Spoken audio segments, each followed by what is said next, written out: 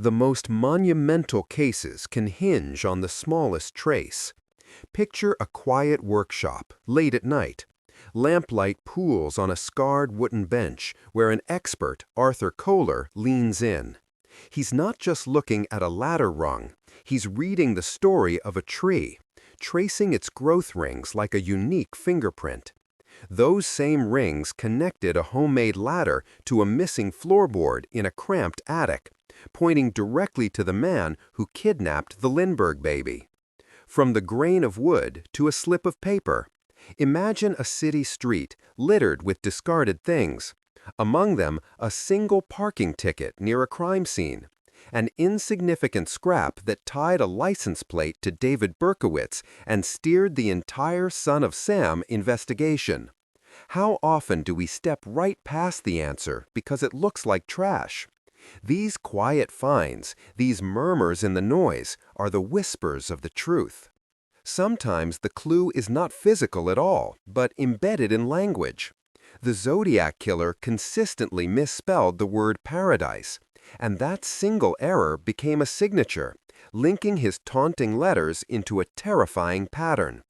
In Los Angeles, a packet of items from the Black Dahlia's killer smelled of gasoline, and its postmark narrowed the timeline from weeks to mere hours.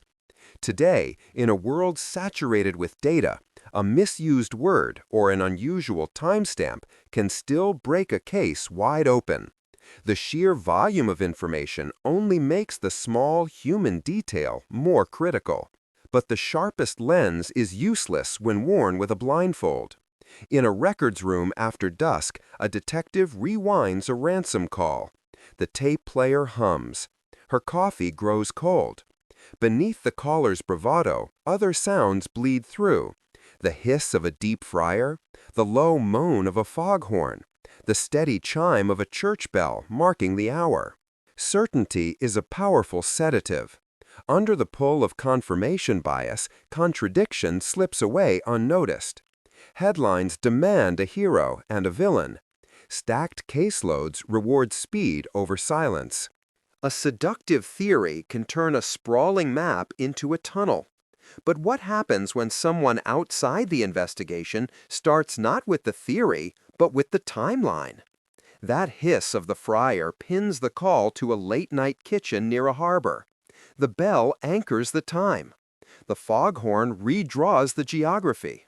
A fresh eye sees everything. This matters more today than ever. Our feeds sprint, but new tools let us slow sound, trace roots, and revisit evidence with stunning clarity. To solve a case, you must find where the official timeline frays. You must weigh who benefits from being loud, and watch for the calm, consistent detail that refuses to go away. Because in the roar of speculation, quiet facts endure. In our next segment, one stubborn minute on a clock will move an entire case.